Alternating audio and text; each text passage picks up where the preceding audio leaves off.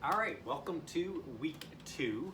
So last week you should have finished the minds on in the action part of that pieces of the geographic puzzle, and you should have put one thing into your ePortfolio and another in to the Dropbox. And I'll go over that again just to make sure everyone is clear.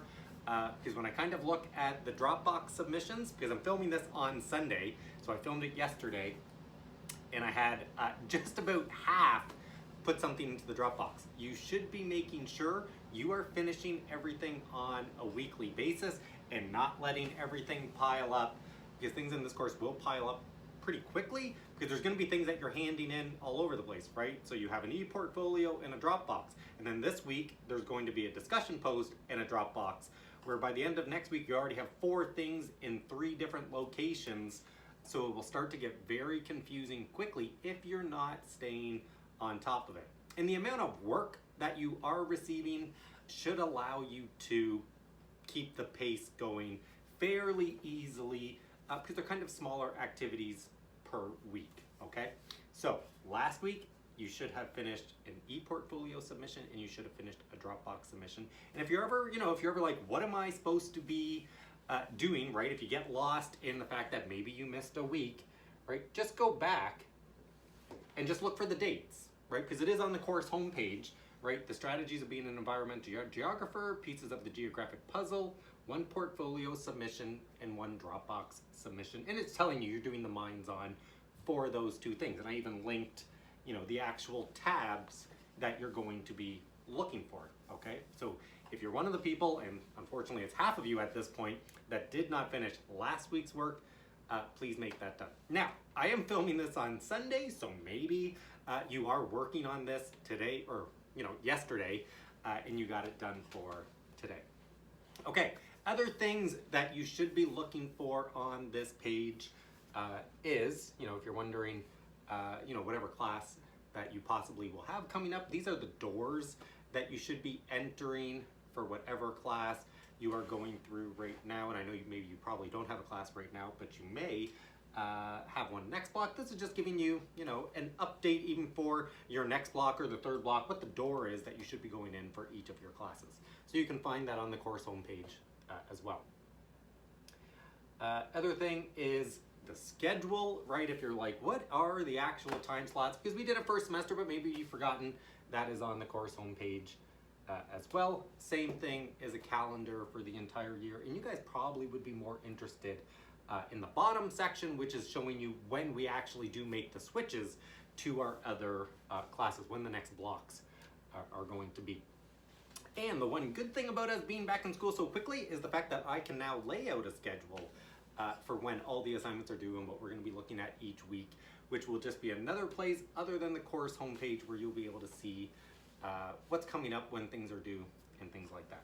Okay, so let's jump into the content and we'll look at what we're going to focus on this week, which you're going to take that minds on and action skills and how you're going to apply them to a little bit of a bigger project, right?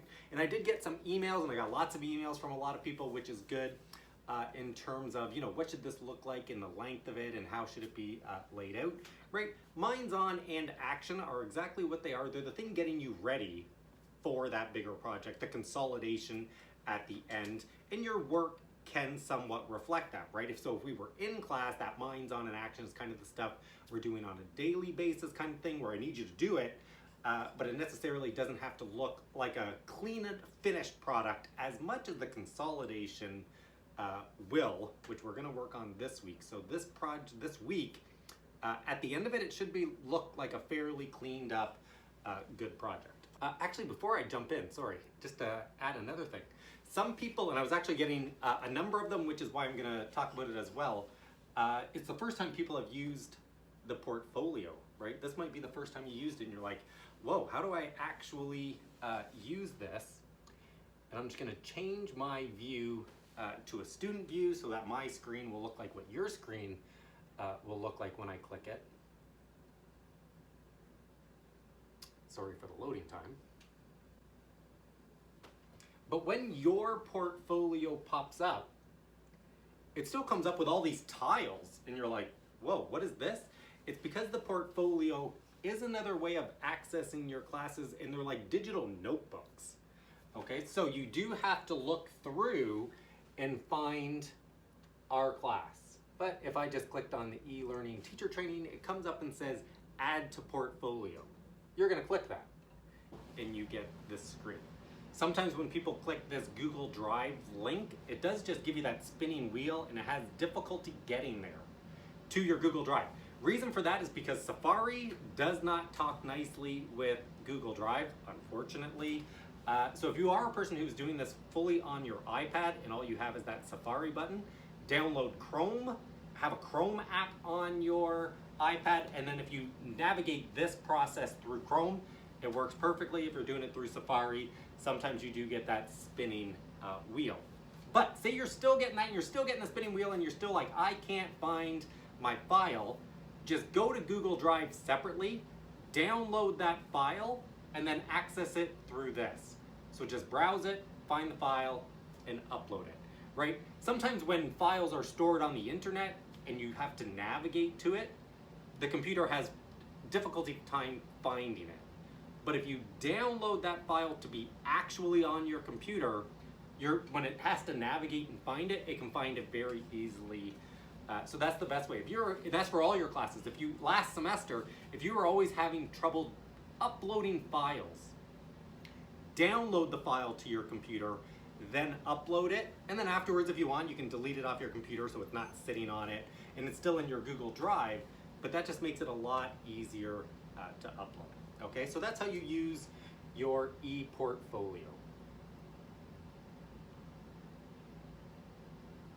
Okay, click on the leaf, pick your class, upload the file, and then it's there. And for Dropboxes, I'm pretty sure everyone is still familiar with Dropboxes, right? It gives you our nice order Dropboxes. That one should be fairly straightforward. But once again, if you're having any difficulty, I'm gonna say this week I was probably pretty quick. I answered you probably within a couple minutes of you sending me an email. Send me an email, I'll be able to get right back to you, okay? For this week's content, we're still in the same tab, still in the pieces of the geographic puzzle. Click content, and actually I'll talk about it briefly. So for the Minds On, hopefully you were able to distinguish and write about some patterns and trends and give an example of a pattern and trend that has happened in Canada, right? Could be talking about a gold rush, could be talking about fish on our east coast, could be talking about lots of different resources throughout Canada where we kind of had that boom where we were harvesting a lot and then it slowly or quickly decreased. For the action, right, and this was a part where you're learning about it, right? This is kind of like the lesson part, where you were looking at what is the definition of spatial, patterns and trends, interrelationships, the geographic perspective, all those words that I wanted you to really include in your descriptions, right? If you were looking to push that higher end mark, you're looking to actually include, you know, what do these words actually mean and stand for, okay? Same thing for that Dropbox part, you had to pick a mineral in Canada and just describe it, right? What was the pattern of how it was laid out? What is the pattern of gold across Canada? And some people send in good questions in terms of, can you use more than one, right? Absolutely. We may have some concentrated patterns of gold in Canada, but it could also be that we have some linear patterns, right? So you could definitely be using more than one. When you're using more than one, you're just using that term and describing that specific spot. So if there is a linear pattern, you would say in Northern Ontario, we have a linear pattern and you would describe it. In BC, it's more of a concentrated pattern, right? So you're still using the vocabulary, but using it for specific areas. Same as for trends. And some people were saying, it's like, is it okay to say, no, I can't find a trend?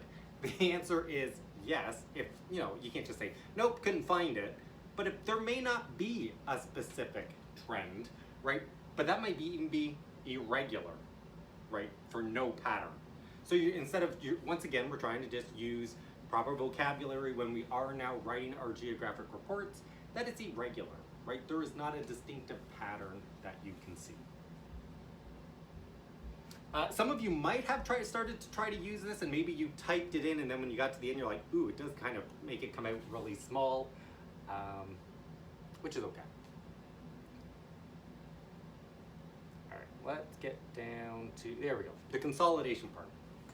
For this week's consolidation part, we're going to be looking at, and I'll read it just to make it sure there's no misunderstanding. Climate change is having a massive impact on our natural resources around the world. Patterns and trends can certainly be drawn out of the relationship between natural resources and climate change. It's time to take a look at what you've learned in this activity and questioning in patterns and trends and analysis and put it to use. Watch the following video about the relationship between natural resources and climate change. And then this part where you're going to post this to a discussion post is you're going to come up with 4 questions. And you're going to put those 4 questions in a discussion post, which should be about how climate change has affected our natural resources. And then once you've done that, I want you to comment on someone's post. Read their comments, say, hey, I really like what you're putting for that question too. I like how you talked about whatever the topic they chose is. Try to make when you're commenting on someone's discussion post a little bit more than thumbs up or I like this. Say what you actually like about the person's comment rather than just a thumbs up. All right? Then you are going to choose 3 of your best, right? So you might just have taken one and you're like, yeah, that one I just kind of made it up. It wasn't really a great one. You're going to drop that one and you are going to choose 3 to answer. And you might even get multiple feedback from your classmates where they might give you a suggestion of how you could tweak a question just to make it a little bit better or an extension to a question, or they may even know something that they're adding a little bit of insight to your question. But you're going to choose 3, and if you have to alter them slightly based on your peers' comments, totally do that, okay? Then you're going to choose 3 to answer, and you're going to put that into a Dropbox submission with the answers obviously to those 3. So you're not just putting 3 questions into the Dropbox, you actually do have to answer them, and they should be a fairly, robust answer. Also, trying to use proper vocabulary in your answer, okay? And that is going to be the Dropbox submission for the week. So you can see here, there is a join a discussion where you're gonna post your 4 comments, and there is a Dropbox submission where you're putting the answers to 3 of your questions. Now, when you are making your question, right, in the section right above it, when you were going through the action part, if you, once again, looking to push that upper mark range, you want to make it real obvious that maybe you're making a factual question, right? There are different zones.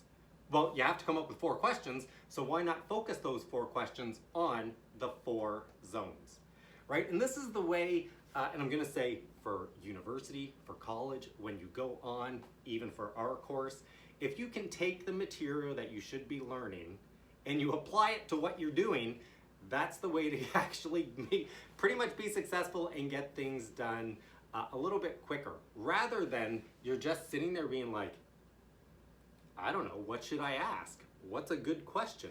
Refer to the material that you just went over because it's probably like directing you on a certain path for a reason. So try to come up with a factual question, right? Using this type of language. Try to come up with an analytical question. Try to come up with an application or synthesis question, or possibly a predictive question about where something will lead us, okay? And I'm even gonna show a quick example, right, of one that was done in the past where it was a factual question, an analytical question, an application or synthesis question, or a predictive question. And these are the 4 questions that they posted online for their classmates to read. And then after, and this probably will be for the Monday and the Tuesday. Then possibly for Wednesday, Thursday, Friday, you are actually choosing questions to answer, right? Because is everyone gonna get this done on Monday? The hope is yes. But we'll give it Monday and Tuesday, and then Wednesday, Thursday, Friday, choose 3 to answer, post it by Friday. Everything we do in this course, post on Monday, due by Friday. Post on Monday, due by Friday.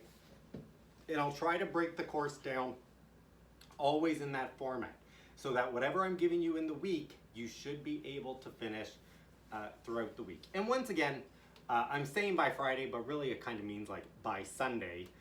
So you do get a weekend, because I know obviously you do have stuff during the week.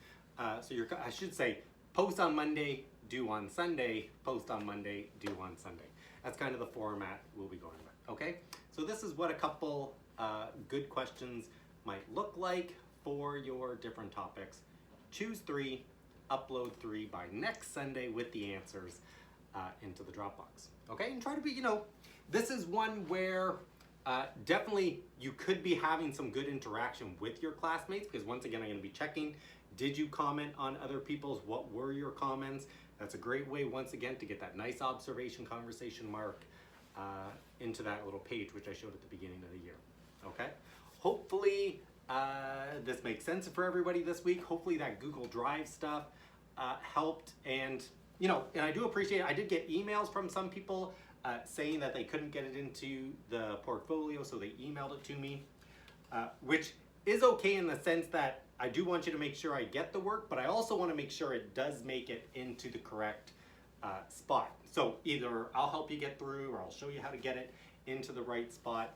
But last week was perfect. So all the emails that I got, all the interactions was exactly how things should go, okay? If you do have any questions again, please email me and we'll figure it out this week. All right, guys? Have a good week, and I will see you next Monday.